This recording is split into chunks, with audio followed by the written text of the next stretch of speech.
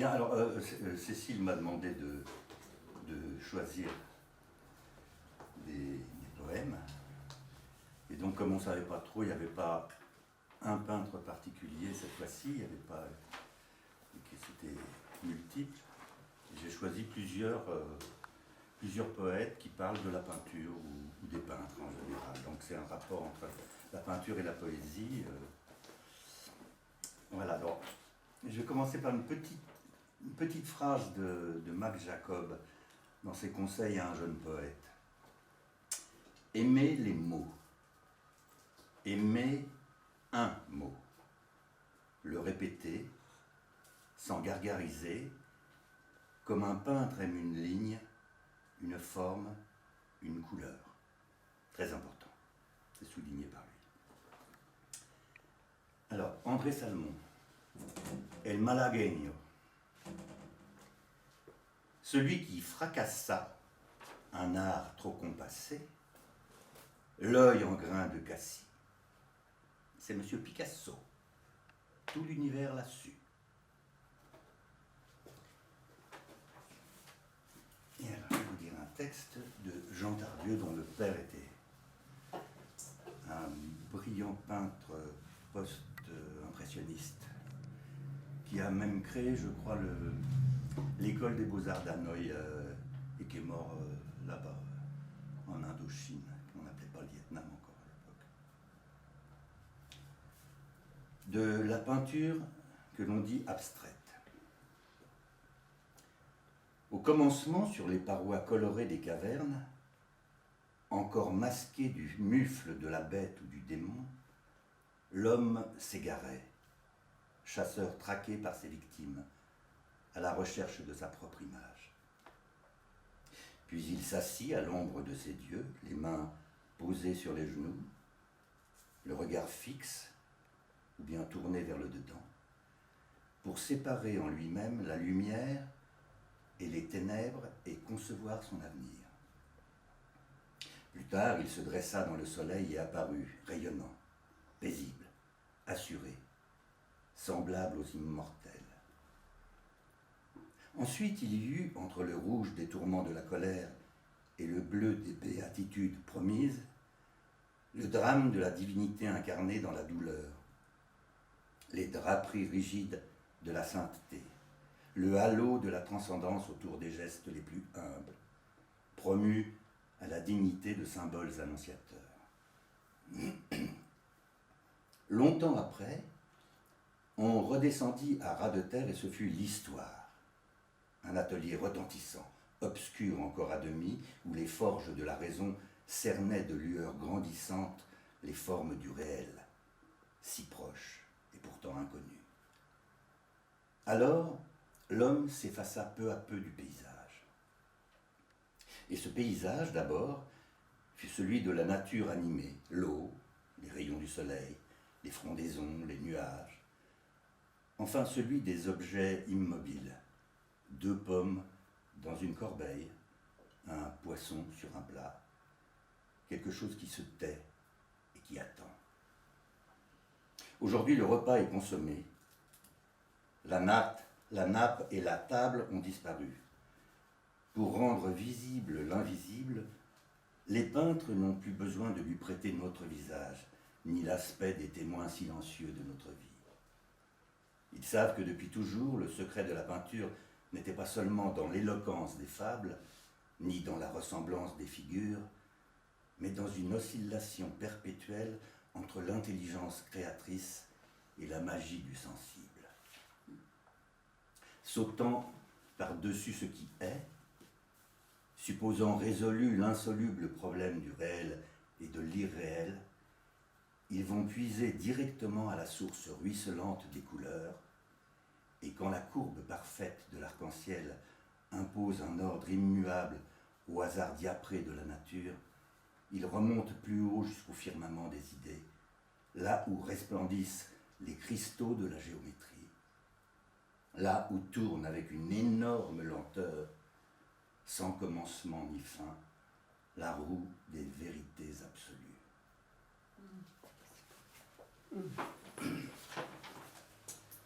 Alors, ensuite, ensuite, nous allons trouver notre camarade Prévert.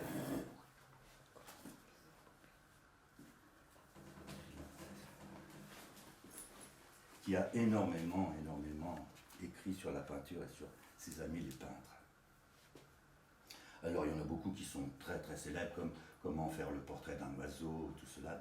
J'essaie d'en trouver des un peu moins connus, dont cette promenade de Picasso, qui est quand même assez connue déjà.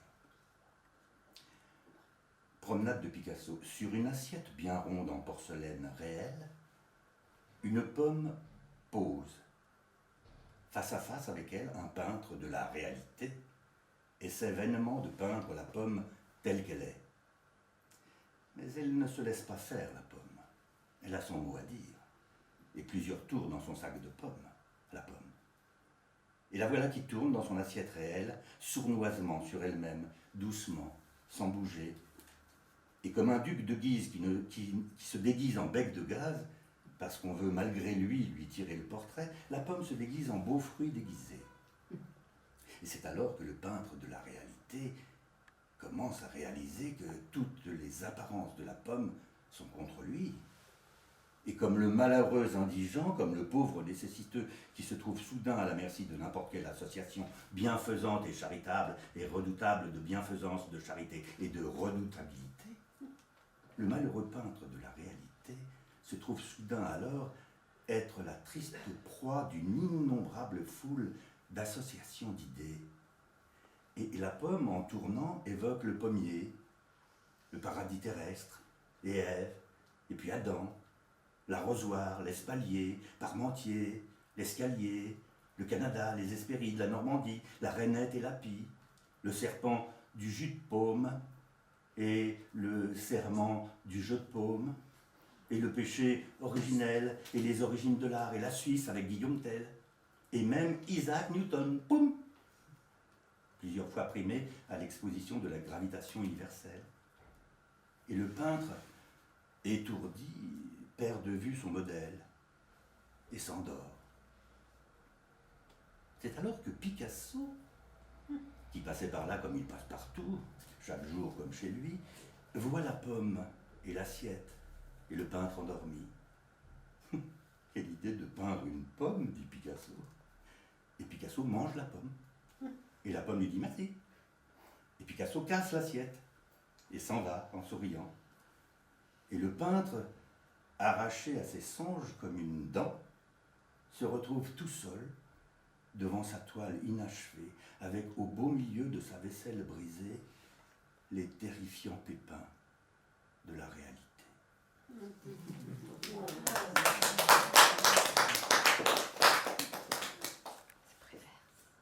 Oui, c'est Prévert.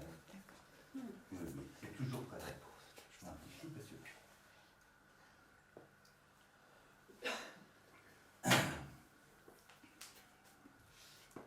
Toujours de Prévert, au jardin de Miro. Miro le peintre, bien sûr. Pas... Il pleut. Un drapeau de lavoir flotte sur le château d'Ars. Le puzzle du printemps jette aux chiens ses morceaux. Le joli mois de mai s'abîme dans les flots. Un drapeau de buvard flotte sur le château d'eau. Mais si tu es bien sage, Juan Miro, il fera beau peut-être le jour du vernissage. Alors on te tirera le portrait et le petit oiseau sortira les plus belles plumes de ton chapeau et il les posera sur la tête et sur l'ailleurs des grands oiseaux très bien. Le paon, la panne et tous les panneaux qui font la pluie et le beau temps mondain dans tous les grands salons, dans les grands hauts journaux, dans les grands magazines et les grands magasins, mais la plus belle bande de pans toujours se désempare devant le vol du jet et fait alternativement et respectivement d'un commun accord et d'un avis contraire la roue et puis la moue avant de prendre une décision. Et il ne suffit pas d'une statue de sel, si insolite ou si belle soit-elle, sur la queue d'un paon pour l'empêcher de panner. Les sculptures, ce jour-là, ne servent que de point de repère et les peintures de toile de fond à ces évolutions et circonvolutions. En somme, Cérémonial analogue à celui des répétitions capitales, exécution générale, semaine pontificale, grand-messe in extenso et autres commémorations, transfiguration et pétrification, tout à fait comme un jardin d'acclimatation le jour de l'inauguration du monument au grand iguanodon ou d'une autre statue à peu de choses près de même nom. Tout à fait comme à l'exposition coloniale quand les amateurs désignent du doigt du connaisseur les hommes de couleur. C'est comme ça qu'ils s'appellent les Noirs, dans leur néo-latin de cuisine culturelle, posant ainsi inconsciemment ce doigt osseux et blême sur leurs talons d'Achille, leurs plaies inavouées, leur dévitalisant complexe d'exsanguinité. Et toi, Jean Miro, tu ressembles à ces Noirs. Tu es depuis longtemps leur frère de couleur. Oui. Cela fait déjà très longtemps, tant de temps et si peu d'années, tant d'années et si peu de temps que tu te promènes, jardinier souriant et innocent, l'oiseau jaune de chromosomes sur l'épaule, dans le jardin de tes rêves, toujours perdu et toujours retrouvé dans les herbes folles du multicolorado, et que de loin, de vieux amis te souhaitent bon voyage, Juan Miro. Bon voyage dans tes paysages, et rapporte-nous de là-bas des objets de là-haut. Bon voyage dans tes paysages, où l'ombre solaire d'une seule graine de tournesol suffit à réveiller au travers des persiennes de la terre une taupe endormie et soudain éblouie, où les derniers glou-glou d'une bouteille renversée suffisent à dessiner sur une nappe de papier une très utile et très charmante petite bacchanale.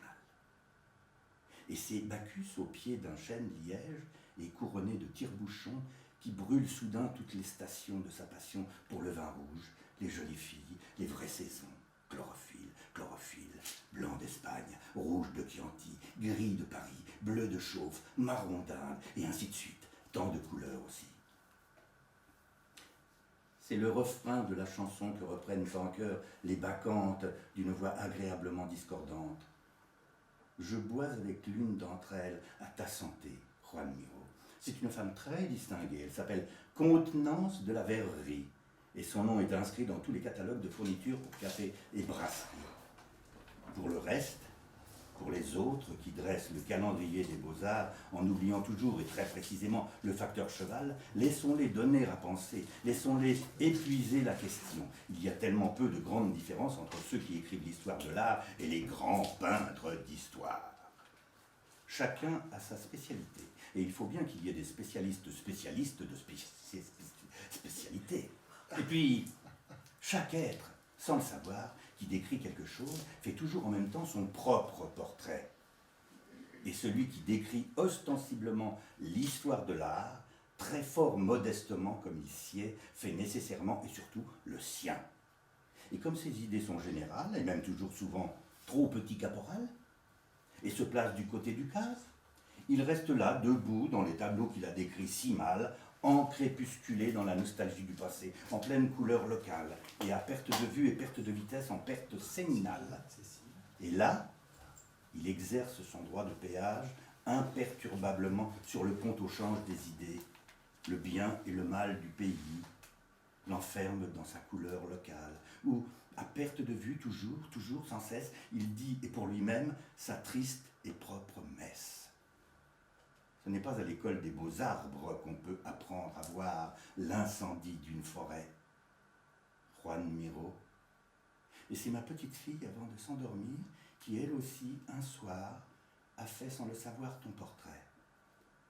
J'ai des oiseaux plein les yeux. Sûrement, je vais rêver d'un jardin. Et c'était vraiment ton portrait, Juan Miro, ce jardin. C'est le même quelque part que le tien.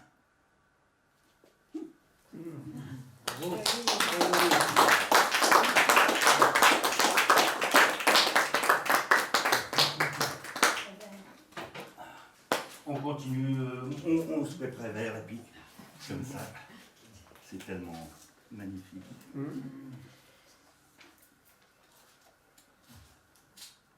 Beaux-Arts, hommage.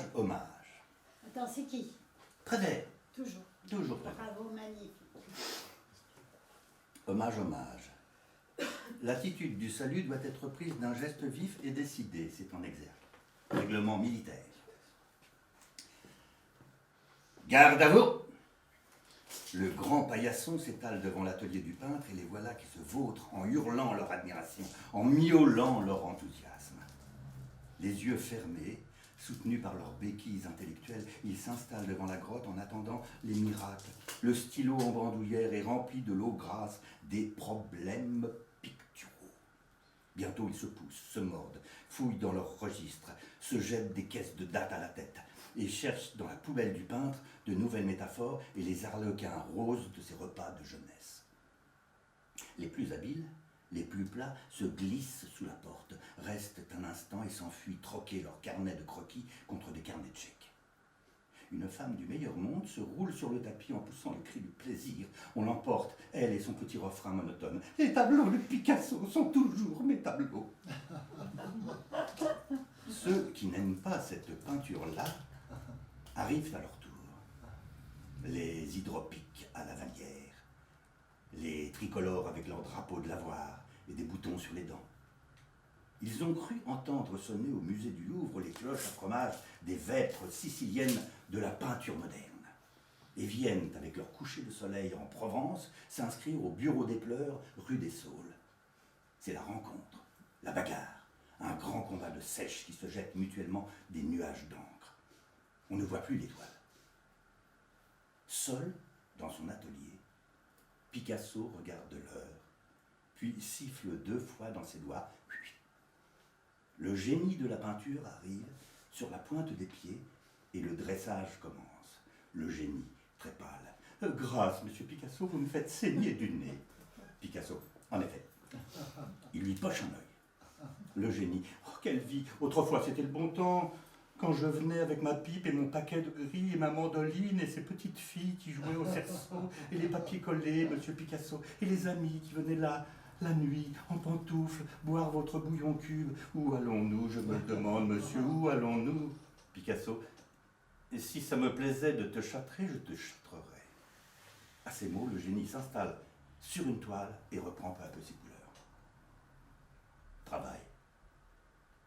Mais on entend dehors les sifflements des critiques d'art et la sinistre chanson des connaisseurs, des faiseurs de livres, de ceux qui ont découvert Picasso dans un grenier de la rue Ravignan ou dans une pauvre étable à Bethléem en Espagne. Ceux qui aiment, comprennent, prévoient, devinent, expliquent si bien et sentent si mauvais. Les plisseurs de lampions, les grands buveurs d'eau sale, les trieurs de lentilles, les poussiéreux qui pontifient, qui cataloguent, comptent les poils des pinceaux et tiennent la palette du peintre quand il dort. Pour calmer la foule de ses admirateurs professionnels, le peintre leur jette à travers les barreaux de son atelier ce qui lui tombe sous la main, ce qu'il veut bien leur laisser voir. Des dessins tracés au violon d'Ingres et des tableaux très beaux, toiles vivantes et récentes, toutes récentes, phosphorescentes. Ils s'en retournent chez eux, dans leur maison, dans leur galerie, comme les taupes, et ils bêlent, ils chantent, ils invitent à voir. On passe les petits fours, mais un mauvais plaisant, un jaloux sans doute, caché derrière un rideau, insinue doucement « Ce n'est pas un Picasso ». La petite foule, subtile et distinguée, tourne au vinaigre. La salive générale arrête son petit moteur, le ventilateur se tait, les femmes se signent.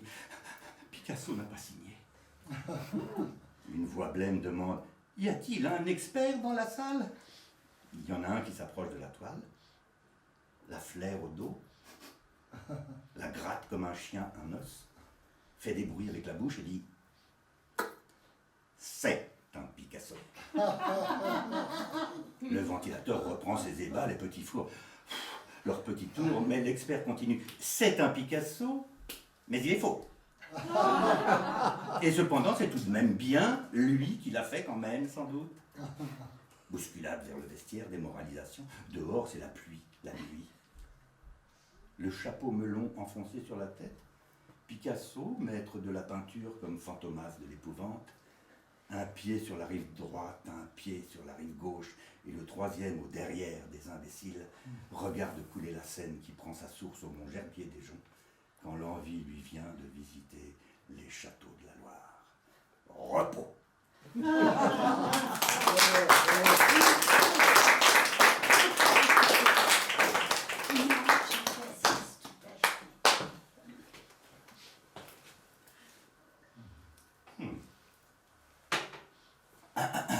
Un dernier prévert.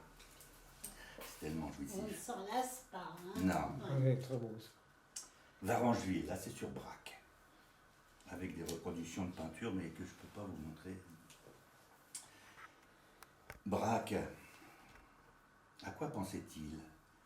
À quand songeait-il devant la mer, ce modèle nu? Sombres nuages salés, grèves ensoleillées, squelettes de charrues, épaves de la terre et carcasses de barques, décombres de la mer, et marines à la mouette, et oiseaux dans les blés. À cela, trop souvent, le penseur cache le baiser, la Joconde, tous les renards, la Méduse, les folles, la Victoire, la Grèce tout entière, comme l'arbre, la forêt, ou un homard, la mer. Varangeville, la mer, celle de Braque qu'on appelle la Manche, et sans ombre ni lueur de doute, sa préférée. En Provence, il parlait des Lucioles ou du Mistral qu'il estimait mauvais, mais quand il évoquait la mer, ce n'était pas la Méditerranée. Manche, mer, océane. Sombre, noir, strident, frangé de verre bouteille, un mur se dresse, s'écroule, déroule au pied du peintre un tapis écumant. Et Braque, un peu de cette écume dans le creux de sa main, regarde longuement cette couleur de vague, cette couleur de rien. Tôt ou tard, tout est dans tout. Tôt est dans tard. Cette vague par amour de l'art se rappellera à votre merveilleux souvenir de la mer. Étoile de mer et toile de Braque. La mer étoilée, la mer entoilée, secrets échangés, beauté divulguée. Le soleil se couche sur la mer. La mer lui fait un enfant lumière, dans la nuit polaire, dans le jour ardent. Marine de Braque, rouges éclaircies du bleu ciel noir, lame de verre, ocre terre, la mer est lavandière, la grève est son lavoir. C'est comme ça à Varangeville. À Varangeville, Braque est en famille, et face à la mer, il lui parle en frère. Elle répond pareil. C'est comme les enfants qui s'appellent mon vieux, qui s'appellent ma vieille, et disent tant de choses qu'ils ignorent savoir. Palais des mirages, tableau des merveilles, il y a un moineau gris qu'on appelle Outre-mer. Couché sur le sable, une barque à l'envers, c'est beau comme une femme le dos au soleil. La terre, c'est le plancher des vaches, le ciel, le plafond des veaux.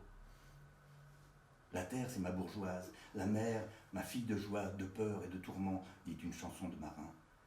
Mais qu'est-ce que vous voulez que ça me foute si elle me trompe avec le vent? Même quand elle est mauvaise, elle est tellement belle en même temps. Braque, la mer. Si l'on en croit les dictionnaires, la mer est un vaste amas d'eau salée. Et Braque, un peintre.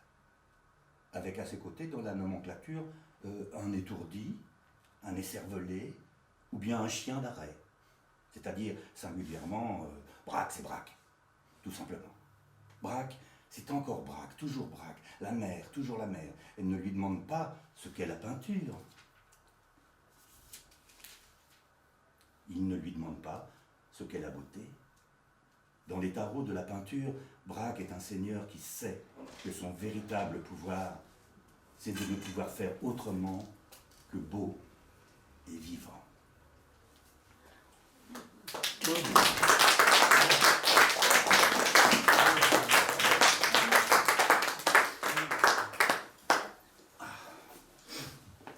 Voilà un poète que j'aime beaucoup, qui est mort il y a 1 an ou 2, qui s'appelle Christian Bachelard.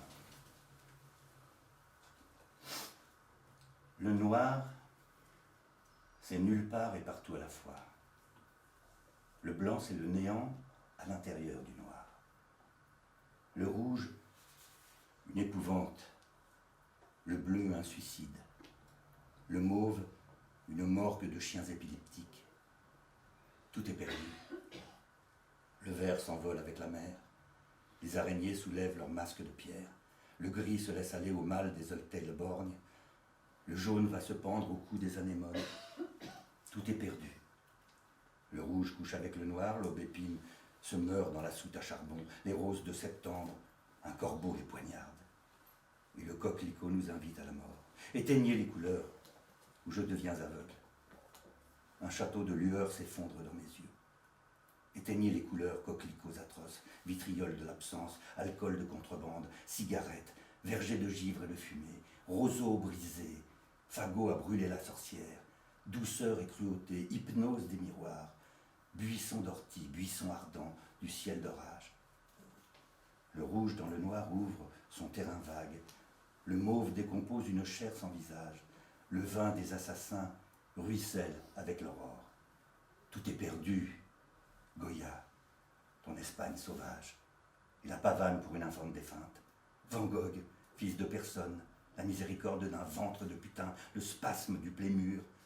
Van Gogh, enfant trouvé de toutes les amours. Van Gogh, la déchirure anonyme de vivre, l'extase et la nausée de peindre avec son sang.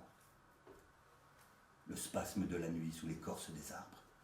Et le cri des oranges, un couteau à la gorge, et l'espace encore vierge où naissent les fenêtres, et l'azur délirant dans l'odeur des lessives, et la rumeur d'écluse où s'engouffre le jour, et le tas de cailloux ululant sur la route, et le rire du clown, la corde autour du cou.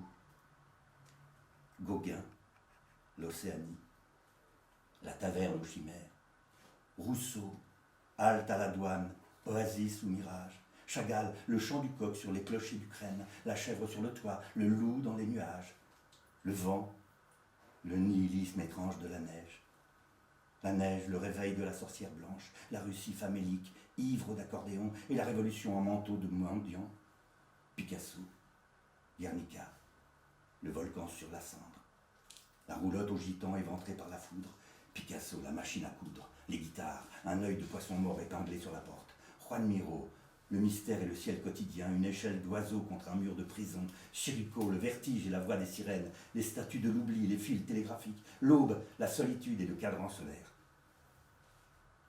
où la lumière chante une ombre entre les dents.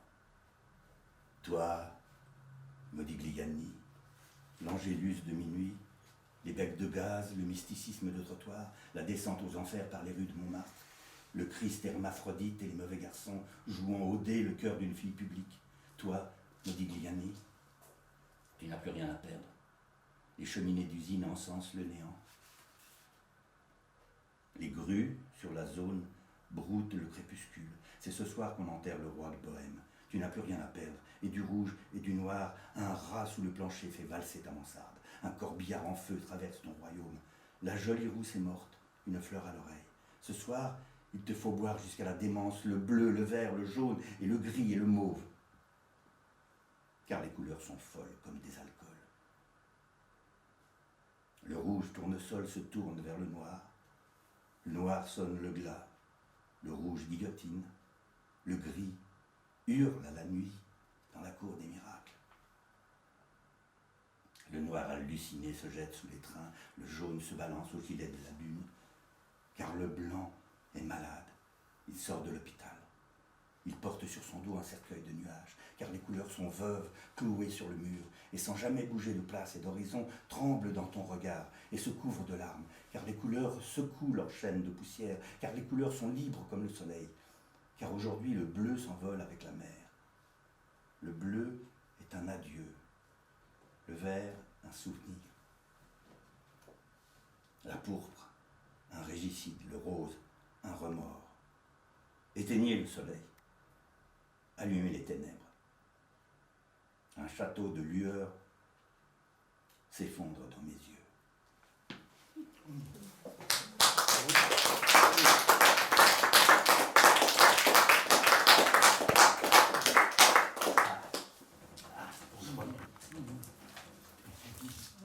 On va revenir à Tardieu, ce cher Jean Tardieu, 432.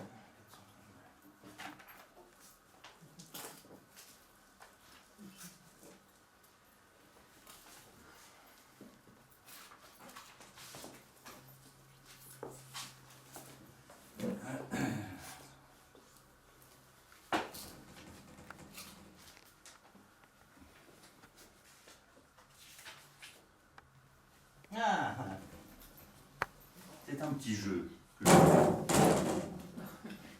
je vous propose, que propose Tardieu. c'est une critique picturale, hein, ça s'appelle Problème d'histoire de l'art. Voici la description de quelques tableaux célèbres. Trouvez le nom des peintres et ce que ceux-ci ont voulu représenter. Premier tableau, une jeune personne debout et dévêtue, le coude passé par-dessus sa tête dans une position incommode, verse sur le public le contenu d'une amphore qui, bien qu'ayant eu largement le temps de se vider, laisse encore échapper un peu d'eau. La Vénus de Botticelli. Non, c'est la source d'Ingres.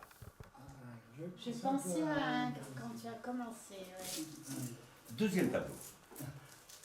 Un riche collectionneur oriental fait entasser sur son lit les principaux ornements de son palais. Bijoux, étoffes, chevaux, femmes, avec l'intention évidente de les vendre pour recommencer sa vie dans un autre monde. De la croix. De la croix. Sardanapale. Sardanapale, bravo. Sardanapale. La mort de Sardanapale. Oui. Troisième tableau. Une belle blonde, Il y en a. en équilibre sur une coquille Saint-Jacques, Ah ben, la Vénus. vogue sur la mer par un jour de forte chaleur. De petites têtes d'enfants volant autour d'elle comme des oiseaux lui soufflent dessus pour la rafraîchir. Bon, ben, voilà, on l'avait appelée, elle arrive. Elle arrive. Oui, c'est vrai qu'elle ne versait pas. Alors, un prélat, qui fut un célèbre homme d'État français, passe à grands pas d'une pièce à l'autre de son appartement. Le peintre la saisit au moment précis où ce cardinal s'encadrait dans le tableau. Velasquez. Cardinal français. Cardinal. C'est le portrait de Richelieu par Philippe de Champaigne. Sur une toile de fond qui représente un paysage rocheux, une demoiselle de bonne famille, croisant les bras sur son ventre, sourit d'un air niais et satisfait, sans paraître autrement surprise de l'admiration universelle dont elle est l'objet. Est-ce qu'elle a nié? Deux messieurs correctement vêtus, l'un porte une toque de bibliothécaire, sont assis sur l'herbe dans un sous-bois et s'apprêtent à déjeuner sans paraître choqués par la présence à leur côté d'une créature entièrement nue qui d'ailleurs affecte de ne pas les voir. C'est très bien vu. Et celui-ci est un peu plus difficile, je trouve. Dans un paysage de montagne, par un sinistre clair de lune, un malheureux en haillons s'enfuit, poursuivi par deux dames volantes dont l'une, tenant une torche allumée, s'apprête à mettre le feu à ses hardes. Douanier Rousseau. Non, non, c'est trop cruel pour être le Douanier Il y a la guerre quand Il y a, même. il y a la guerre du Ouais. Douanier Rousseau. Ah C'est- oui, oui, quelque oui, chose oui, comme ça. oui, Il y a oui, oui, quelque oui. chose comme ça, il me semble. Non, Je ça pense c'est, à ça. ça, c'est la justice et la vengeance divine poursuivant le crime de Prudhon. C'était Non, je plus... ne connais pas. Nous n'avons pas répondu aux questions des intentions des auteurs. Alors, du même Jean Tardieu, un joli hommage au Douanier Rousseau. C'est le commencement. Le monde est à repeindre. L'herbe veut être verte, elle a besoin de nos regards. Les maisons où l'on vit, les routes où l'on marche, les jardins, les bateaux, les barrières m'attendent pour entrer dans leur vrai paradis. Je ne suis pas ici pour me moquer des choses. Dans mes yeux qui les recueillent, elles font de beaux rêves. Et dans mes yeux, puis dans mes mains, elles deviennent sages, égales et polies comme des images. Je voudrais être du ciel l'absolu photographe, et pour l'éternité fixer la noce de juillet. La mariée comme une crème, et la grand-mère qui se tasse, et le caniche noir, et les invités à moustache qui sont de la même famille. J'empêcherai pour toujours de bouger les voiles blanches qui vont sur l'Oise, les branches aux feuilles nombreuses des chênes, des peupliers, et surtout des acacias, et les nuages montagneux et l'eau de la Seine, pour qu'elles deviennent lisses comme un canal. J'empêcherai aussi de s'en aller de la mémoire les souvenirs de notre service militaire dans les pays épais des colonies. Et, côte à côte, rassemblés comme par un songe, je placerai sur les étagères du monde, avec leur couleur véritable et devenue sans danger, la charrette du voisin et son cheval tout neuf, dans l'avenue de banlieue aux arbres ronds, et les flamands, et les grands lotus, et les petits palmiers, le gros enfant apoplectique et son pantin, et le tigre méchant, et ma femme défunte, et les singes suceurs de gros soleils oranges, et moi-même, en veston, la palette à la main, aux portes de l'octroi sous les drapeaux du joug, devant le pont où je vois tous les réverbères et les maisons dont j'ai bien séparé les cheminées, afin que le vent tourne autour d'elles, je resterai debout, très grand, dans le ciel départemental. J'arrêterai pour vous les heures d'aujourd'hui.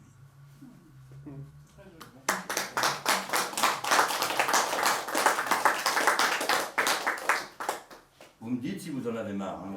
Ah non, Mais encore. Je pensais- Rose, Picasso et la pomme. je pensais simplement que c'est Apollinaire qui a sauvé in extremis l'étoile du Oui. douanier Rousseau, que sa famille elle est brûlée. Formidable. Oh, il était très très soutenu par tous les surréalistes. Oui, heureusement.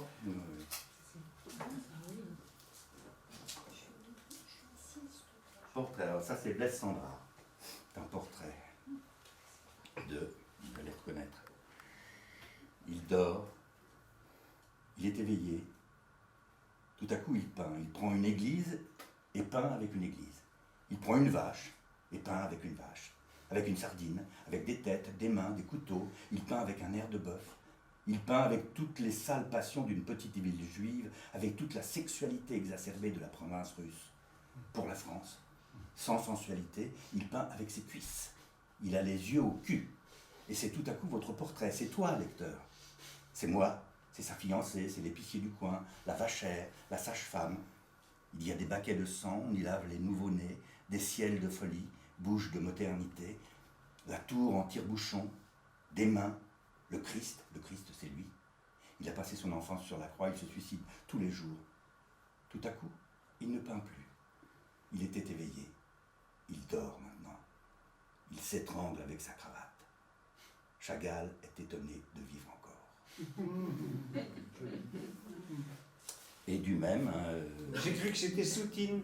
Non. Et du même, là, il parle de l'atelier, bien sûr, c'est de la ruche dont il parle. La ruche, escalier, porte, escalier. Et sa porte s'ouvre comme un journal couverte de cartes de visite. Puis elle se ferme. Désordre. On est en plein désordre. Des photographies de Léger, des photographies de Tobin, qu'on ne voit pas. Et au dos, des œuvres frénétiques, esquisses, dessins, des œuvres frénétiques et des tableaux, bouteilles vides. Nous garantissons la pureté absolue de notre sauce tomate, dit une étiquette. La fenêtre est un almanach. Quand les grues gigantesques des éclairs vident les péniches du ciel à grand fracas et déversent des bannes de tonnerre, il en tombe, pêle-mêle, des cosaques, le Christ, un soleil en décomposition, des toits, des somnambules, des chèvres, un lycanthrope, Pétrus Borel, la folie l'hiver, un génie fendu comme une pêche, Lautréamont, Chagall, pauvre gosse auprès de ma femme, délectation morose, les souliers sont éculés, une vieille marmite pleine de chocolat, une lampe qui se dédouble, et mon ivresse quand je lui rends visite. Des bouteilles vides, des bouteilles, Zina, nous avons beaucoup parlé d'elle, Chagall, dans les échelles de la lumière. Ils étaient très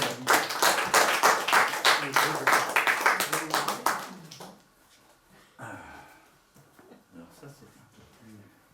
Tu l'ai proposé, il n'y a pas de... Terrible.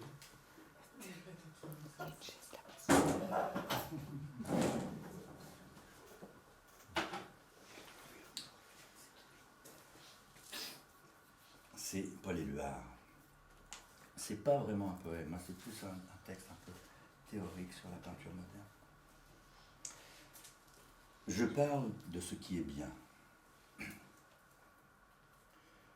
Je parle de ce qui m'aide à vivre. de ce qui est bien. Je ne suis pas de ceux qui cherchent à s'égarer, à s'oublier en n'aimant rien, en réduisant leurs besoins, leurs goûts, leurs désirs, en conduisant leur vie, c'est-à-dire la vie, à la répugnante conclusion de leur mort. Je ne tiens pas à me soumettre le monde par la seule puissance virtuelle de l'intelligence. Je veux que tout me soit sensible, réel, utile, car ce n'est qu'à partir de là que je conçois mon existence. L'homme ne peut être que dans sa propre réalité. Il faut qu'il en ait conscience. Sinon, il n'existe pour les autres que comme un mort, comme une pierre ou comme du fumier. Parmi les hommes qui ont le mieux prouvé leur vie, et dont on ne pourra dire qu'ils sont passés sur la terre sans aussitôt penser qu'ils y restent, Pablo Picasso se situe parmi les plus grands. Après s'être soumis le monde, il a eu le courage de le retourner contre lui-même, sûr qu'il était, non de vaincre, mais de se trouver à sa taille. Quand je n'ai pas de bleu, je mets du rouge, a-t-il dit. Au lieu d'une seule ligne droite ou d'une courbe, il a brisé 1000 lignes qui retrouvaient en lui leur unité, leur vérité. Il a, au mépris des notions admises du réel objectif, rétabli le contact entre l'objet et celui qui le voit, et qui par conséquent le pense. Il nous a redonné de la façon la plus audacieuse, la plus sublime, les preuves inséparables de l'existence de l'homme et du monde. À tous ceux qui ne sauraient apercevoir à quel point la démarche de Picasso fut bouleversante, nous expliquerons ceci. En général, la pensée essaie de distinguer d'abord les choses et leurs rapports. Les choses fournissant des idées concrètes, leurs rapports des idées abstraites. Et pour cela, il faut aller du sujet à l'objet. Or, pour parcourir ce chemin du sujet à l'objet, il faut une certaine dose de sympathie ou d'antipathie, donc des idées de valeur. Ceci mène souvent les animaux, les enfants, les sauvages, les fous, les poètes, aux erreurs ou aux évidences les plus simples. Ils prennent un verre pour un gouffre ou un piège, le feu pour un joyau, la lune pour une femme, une bouteille pour une arme, un tableau pour une fenêtre. Ils font une erreur quand ils établissent le rapport par antipathie, mais quand ils l'établissent par sympathie, on peut affirmer que ce rapport leur sert à fonder leur vérité. Ils sont donc tour à tour fortifiés et victimes de cette faculté qu'ils ont de comparer. La vie est donc tour à tour bonne et mauvaise pour eux comme pour les autres. Quelques-uns ne sortiront de cet état stagnant que pour retomber dans un autre état aussi stagnant. Les animaux se domestiquent, les enfants atteignent l'âge de raison, les sauvages se civilisent, les fous guérissent, les poètes s'oublient. Seuls certains poètes parviennent à surmonter cette triste alternative et, propageant leur individualité, à transformer le cœur des hommes en leur montrant toute nue une raison poétique. Les peintres ont été victimes de leurs moyens. La plupart d'entre eux s'est misérablement borné à reproduire le monde. Quand ils faisaient leurs portraits, c'était en se regardant dans un miroir, sans songer qu'ils étaient eux-mêmes un miroir. Mais ils en enlevaient le teint, comme ils enlevaient le teint de ce miroir qu'est le monde extérieur, en le considérant comme extérieur. En copiant une pomme, ils en affaiblissaient terriblement la réalité sensible. On dit d'une bonne copie d'une pomme, on en mangerait. Mais il ne viendrait à personne l'idée d'essayer. Pauvre nature morte, pauvre paysage, figuration vaine d'un monde où pourtant tout s'agrippe au sens de l'homme, à son esprit, à son cœur. Tout ce qui importe vraiment, c'est de participer, de bouger, de comprendre. Picasso, passant par-dessus tous les sentiments de sympathie et d'antipathie qui ne différencient qu'à peine, qui ne se différencient qu'à peine, qui ne sont pas facteurs de mouvement, de progrès, a systématiquement tenté, et il a réussi, de dénouer les 1000 complications des rapports entre la nature et l'homme. Il s'est attaqué à cette réalité que l'on proclame intangible quand elle n'est qu'arbitraire. Il ne l'a pas vaincue, car elle s'est emparée de lui comme il s'est emparé d'elle. Une présence commune, indissoluble. L'irrationnel, après avoir erré depuis toujours dans des chambres noires ou éblouissantes, a fait avec les tableaux de Picasso, dérisoirement appelés cubistes, son premier pas rationnel, et ce premier pas lui était enfin une raison d'être.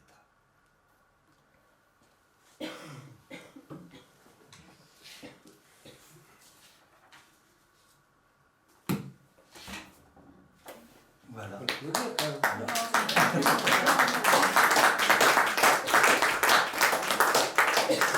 Alors, Alain Duhaut, pour les gens qui aiment la musique classique, il a des émissions, vous connaissez. Et il est poète aussi, il a énormément publié. Bon, son émission, tu n'as pas fini. Elle est où son émission? Alors, je ne sais pas si c'est sur France Musique ou sur...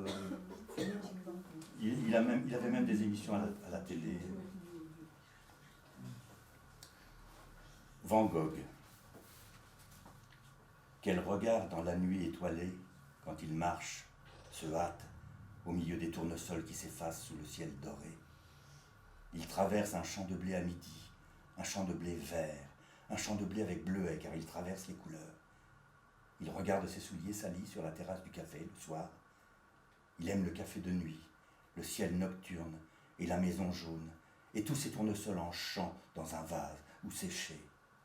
Les iris aussi, et les pruniers en fleurs, les roses sauvages. Il aime marcher sur la route avec un cyprès et une étoile, jusqu'au champ de blé, aux coquelicots, qui éclairent le ciel jaune, où il se regarde sous le soleil, vieil homme triste, où il se regarde au chapeau de paille, se regarde à l'oreille mutilée, à l'oreille bandée, au chapeau de feutre, se voit sur le champ de blé au corbeau, dans ce miroir, la couleur.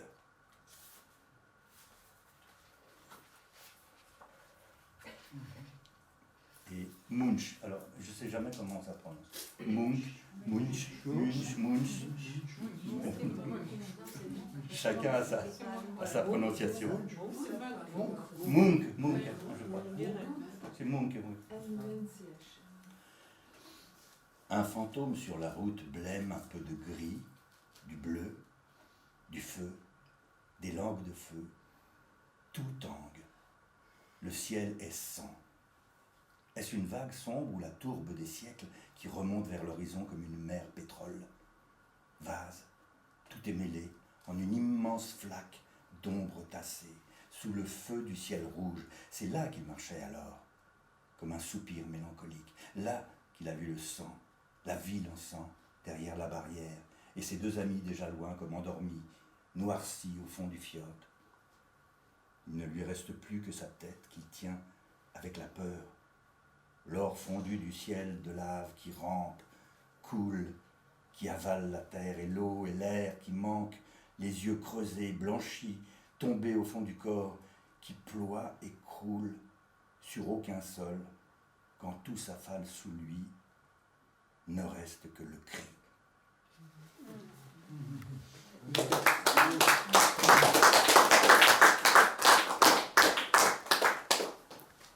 Et voilà, pour terminer, un petit prix Nobel en passant, hein, Thomas Tranströmer. Oui. Werner. Pas un univers préservé. De l'autre côté du mur, le bruit commence. La taverne commence. On rit, on se dispute, rangés de dents, larmes, fracas des pendules, et le beau-frère dérangé, ce messager de mort qui les fait tous trembler. La grande explosion et les pas tardifs des sauveteurs, les bateaux qui se pavanent dans la rade, l'argent qui glisse dans la poche du coquin, les contraintes qui s'ajoutent aux contraintes, le calice de fleurs rouges béantes d'où aspire l'intuition d'une guerre. Passer au travers du mur dans l'atelier éclatant à la seconde qu'on a autorisé à durer des siècles.